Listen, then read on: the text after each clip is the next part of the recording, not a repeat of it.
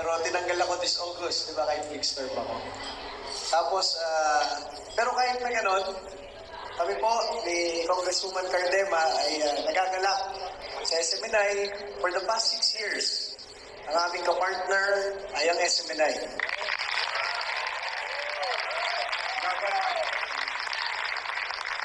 Sa laban ng gobyerno, sa NPA, sa recruitment, youth recruitment ng NPA, ang aking kapartner sa NYC ay ang SMNI at ang Keepers Club International.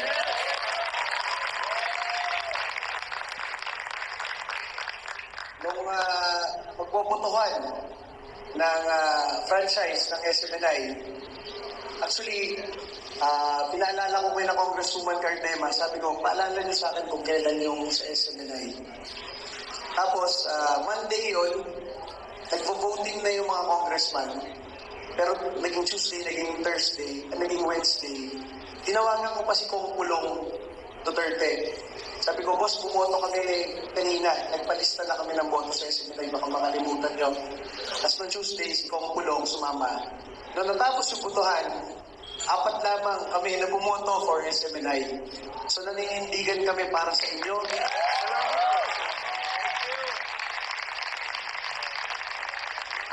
Nakita nyo naman, ang karamihan ng mga kongresista na karamihan sa kanila ay nakaganito buong 6 na taon.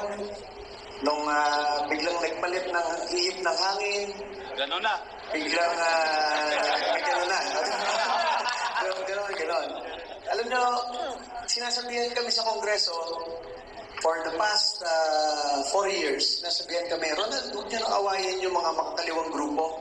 Congressman na kayo eh. Tapos sina-explain nila sa amin kung bakit. Kasi nag-author si na Congresswoman Cardema na anti-NPA bill sa Congress. Ayaw mag-co-author ng karamihan ng mga congressman. Sayang daw kasi yung boto ng mga kaliwa sa kanilang area. Tapos in-explain nila sa amin kung bakit huwag na naming awayin yung mga NPA, ay mga kaliwa doon sa Kongreso. Kaya lang sinasabi ko, ako, may mga kaklase ako galing Philippine Military Academy. Tapos kami ni Congresswoman Cardema, nagkakilala kami sa ROTC. For commander ako ng UP ROTC, underclass ko si Congresswoman Cardema. Kaya nung niligawan ko, napayes agad kasi underclass ko sa ROTC. Ako una at yung boyfriend nito ni Congresswoman Cardema. So, talagang kami, inclined kami sa ganitong advocacy natin, na labanan ng mga makakaliwang grupo, at kami nagpapasalamat sa SMNI sa lahat ng intervention, sa lahat ng laban dito sa mga makakaliwang kongresista, doon sa pakikipag-away ko kay Aloy Zarate, kay Raul Manuel. Alam nyo, talagang kasama si palakpakan po natin, Yusek Lorraine Batoy, ang kasama ko. Alam nyo, kahit kakaunti lang tayo, siguro kami lang ni Yusek Lorraine, dadalawang Yusek lang kami na nakikipag-away doon hanggang ngayon. Naiisip namin, yun ang tamang gawain natin, mga Pilipino. Dahil alam natin na ang sambayan ng Pilipino kasama mga tropa ng gobyerno umaasa sa ganitong advocacy natin. Kung wala yung SMNI, hindi nag-take effect talaga ng todo yung MTF-LCAC na ma'am, naduro ang mga makakaliwang grupo sa ating bansa. Kaya alam niyo, sinasabihan kami sa Kongreso na umattend kami ng bagong Pilipinas Servicio Fair. 29 events na yon. Sinabihan kami, attend lang kami, meron daw something. Alam nyo, ang attendance namin doon, 0. Hindi kami umattend sa kahit anong imbitasyon. Dahil kami ay naninindigan sa ating pinaglalaban. Anong pinaglalaban natin? Naglalaban natin ang katotohanan, truth that matters. Kasi gano'n. Diba? Ang katotohanan dyan, gusto ng mga Pilipino, matapos na itong mga New People's Army, durugin sila, at isa lamang ang channel, ang TV outlet na nagsisiwalat sa kanila. Kaya SMNI, palakpakan po natin. Kaya masabi ko sa inyo, kahit na nung kinasal kami sa Davao, ang ninong talaga namin, si Mayor Sara, Bongbong, tsaka si Martin, tsaka si Anton.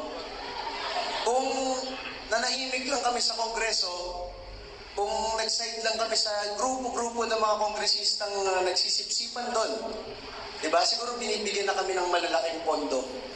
Kaya lang hindi namin matiis makita si Rodrigo Duterte na naglingkod ng maayos sa ating bansa. Naiiwanan natin ng ganun-ganun na lamang. Isang matandang Pilipino na nag-alay ng kanyang mga huling taon sa buhay para paglingkuran ng sambayan ng Pilipino, proteksyonan tayo lahat. At kayo, SMNI, kayo ang nagpakita nun sa sambayan ng Pilipino ng pagmamahal ng Pangulong Duterte sa ating bansa. Lastly, masabi ko sa inyo, sinamahan namin si Mayor Sara. Pinunta namin sa Congress nung natulog si Mayor Sara sa Congress. The following day, nagpunta siya sa St. Luke's. Sa isang maliit na kwarto, sa emergency room ng St. Luke's, nandun Senator Bato, nandun kami mag-asawa, nandun si Mayor VP Sara, nandun si Yusek Laika Lopez, and yung kapatid ni Yusek Laika Lopez.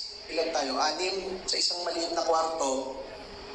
Biglang magulgul ng iyak si Mayor Sara sa tabi namin, na parang for 5 to 10 minutes sumahagulgul ng iyak si ma'am. Tapos pipicturean ko sana, kaya lang na-realize ko is something na talagang sabi namin umiiyak si Sara Duterte na hindi nakikita ng bansa. Tapos naisip namin, ganito na lamang yung ginawa sa ating lahat, sa SMNI, sa mga Duterte, sa amin, tinanggal kami. At talagang nakita ko yung sabi ni Senator Bato, tinanong niya si Mayor Sara, Inday, tatag lang, Vice President ka, madaming bumubuo ng lakas ng loob sa'yo, tatagan mo lang. So, tumigil si ma'am. Tapos na-realize ko, yun talaga ang tema ng ating 2024. Mula sa sabi ni Pastor Gibuloy, natatag lang, isang matatag na Pasko, at sa tingin ko tayo ang pinakamatinatag dito sa Pilipinas, bumubuhan ng lakas na loob ng mga Pilipino, kay Pastor Gibuloy, sa SMNI, kay Yusek Lorraine, sa atin, sa Duterte Youth, kay Vice President Sara Duterte, at kay Pangulong Rodrigo Duterte.